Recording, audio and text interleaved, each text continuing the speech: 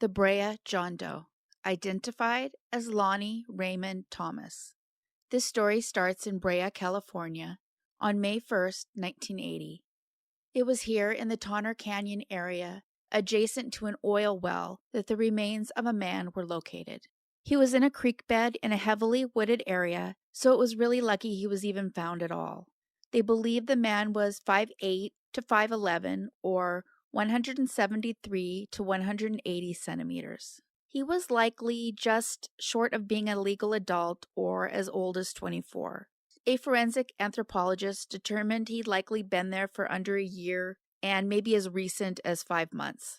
They were able to determine his COD, which was a to his face. The anthropologist was also able to determine he was a black man. Unfortunately, like so many of that era, though, that is the end of the clues, and there weren't any real leads as to who this man was. They previously tried to get DNA from him, and it's noted on the Doe network they were unable to even successfully get a profile that they would be able to run through CODIS. Most of these genetic genealogy cases that we see now had DNA taken earlier, and they were in CODIS. It's a simpler form of DNA, but the fact that they couldn't get this at all didn't bode well for ever using genetic genealogy. They eventually decided they were going to try again anyway. They were going to give it their best shot. And for that best shot, who better than Othram Labs? And that is exactly who they approached. Othram Labs would successfully extract a usable DNA profile suitable for genetic genealogy. This was then provided to the FBI, who did the search themselves for relatives. Although it took over a year, it eventually led to a woman living in Compton, California. And they were pretty sure this was the man's mother. They would approach her to inquire about Lonnie Raymond Thomas. She would give her own sample, and it would confirm, in fact, they had finally found her son. And this was a gift in that Lonnie Raymond Thomas would finally have his real name added to his headstone, and his mom would finally know what happened to the son she was missing. Lonnie was only 20 when he disappeared. Thankfully, she lived long enough to know that Lonnie didn't make the choice to just walk away from her. And in this case, it would turn out that he was from Compton, which is about 27 miles or 44 kilometers away from Brea, California. The most important thing is that someone come forward to say what was going on in Lonnie's life at the time. Call Orange County Crime Stoppers 1-855-TIP-OCCS. Lonnie Raymond Thomas went unidentified for 43 years. Had he lived the life he deserved, he would be 63 years old today. The Vineyard Jane Doe, also known as the Kern County Jane Doe, identified as Ada Beth Kaplan.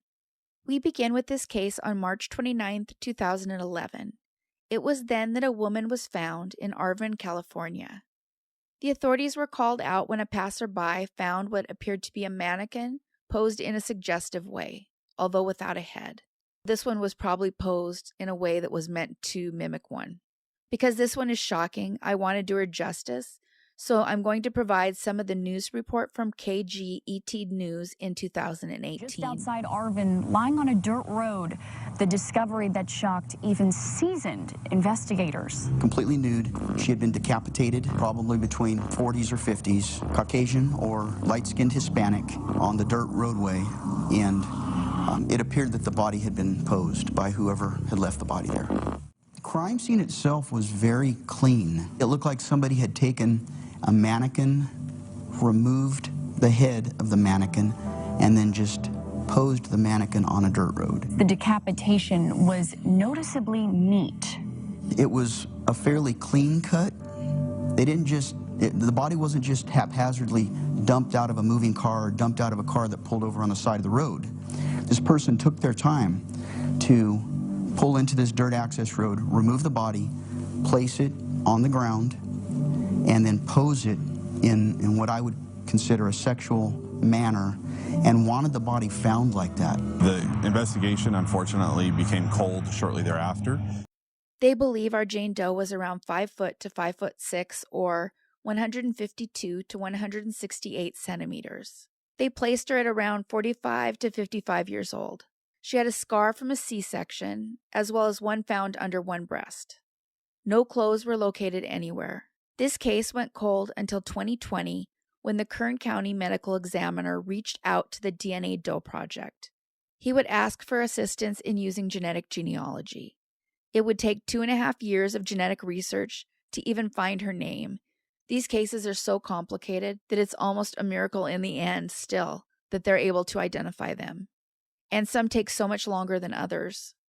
This one was complicated in a different way. It turns out that our Jane Doe was Ashkenazi Jewish, and this is unfortunately much more complicated to unravel. They did eventually find some distant cousins, but that's often a dead end until there's more DNA uploads into the public database. They brought in an expert in Jewish records, and they actually worked forward from cousins that were found 8 generations back. It would turn out part of the difficulty came from the fact that 3 of her 4 grandparents were immigrants. So this involved a lot of Eastern European records. But all of that hard work would pay off and identify Ada Kaplan, who was 64 when she went missing from Kern County, California.